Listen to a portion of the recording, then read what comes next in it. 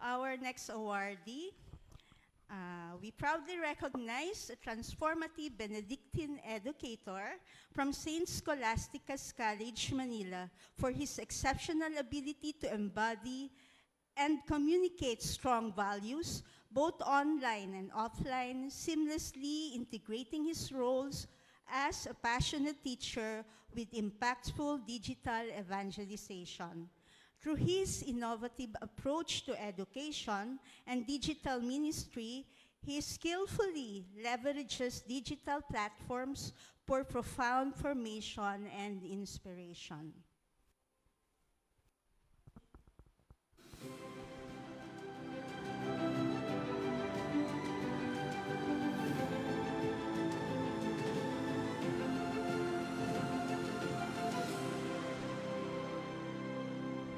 Let us warmly welcome Clyde Erickson Nolasco, our Communication Excellence for Values Formation Awardee.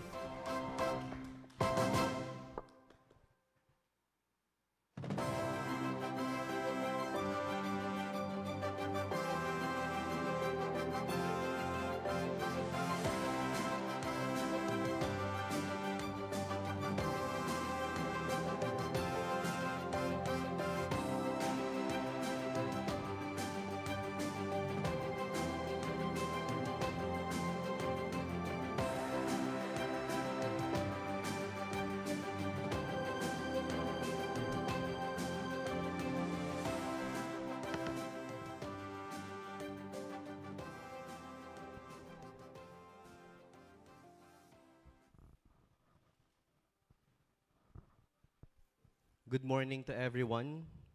Benedicite.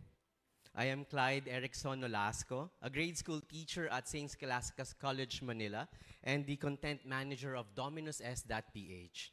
First of all, I thank God for this Lagerway Award for Communication Excellence on Values Formation. Ninanamnam ko pa po kasi parang napakalaking parangal para po sa akin. Thank you, Communication Foundation for Asia. Thank you, Father Cor Lagerway. I would like to thank our Benedictine community, our President, Sister Rosario, our past President, Sister Christine, our grade school unit, our principal, Ms. Luisa Joaquin, and my fellow teachers, and especially my dear friends at work. Thank you for the joy of living Ora et Labora together.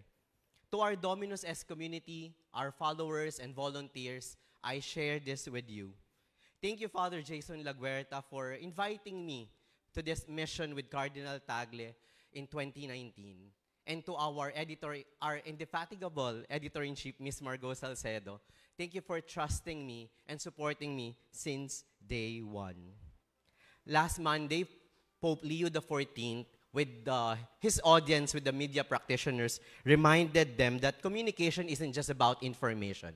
It is about creating spaces for dialogue and discussion.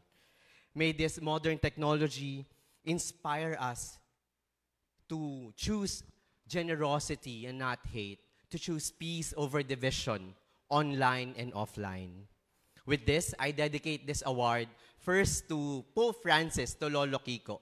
Salamat po for ushering us this digital age. To St. John Paul II, my personal intercessor, thank you for praying with me. To my students, past, present, and future, may your lives always glorify God. Lastly, to my family, especially to my parents, for teaching me how to pray, for teaching me that it is possible to communicate with God.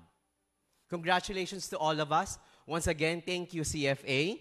In this Jubilee Year of Hope, may we continue to proclaim that it is the Lord, Dominus Es, that in all things, God may be glorified.